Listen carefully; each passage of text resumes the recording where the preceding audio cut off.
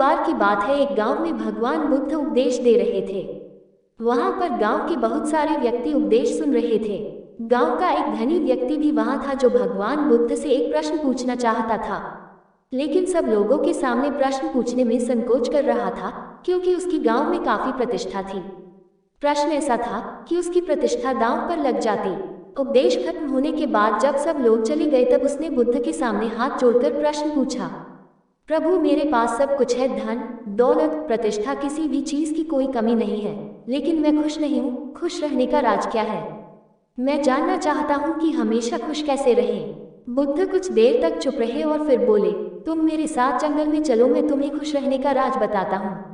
ऐसा कहकर बुद्ध उसे साथ लेकर जंगल की तरफ बढ़ चले और सामने एक बड़े पत्थर को देखकर कहा कि इस पत्थर को उठाकर मेरे साथ चलो।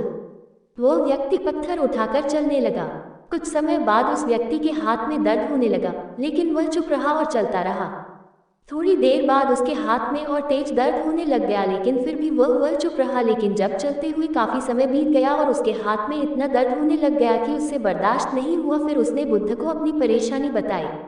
बुद्ध ने उससे कहा, पत्थर नीचे रख दो, और पत्थर को नीचे रखते ही उस व्यक्ति को बड़ी राहत मिली। तभी बुद्ध ने समझाया, यही खुश रहने का राज है। उस व्यक्ति ने कहा, मैं कुछ समझा नहीं। बुद्ध बोले कि जिस तरह तुमने इस पत्थर को कुछ पल तक हाथ में रखने पर थोड़ा सा दर्द और 1 घंटे तक पकड़ने पर अधिक दर्द और काफी समय तक उठाए रखने पर उससे भी तेज दर्द होता है, उसी तरह दुखों के बोझ को जितने ज्यादा समय तक उठाए रखेंगे उतना ही अधिक दर्द होगा। ये हम पर निर्भर करता है कि हम दुखों के बोझ को कुछ पल तक हटाए रखना चाहता है या जिंदगी भर।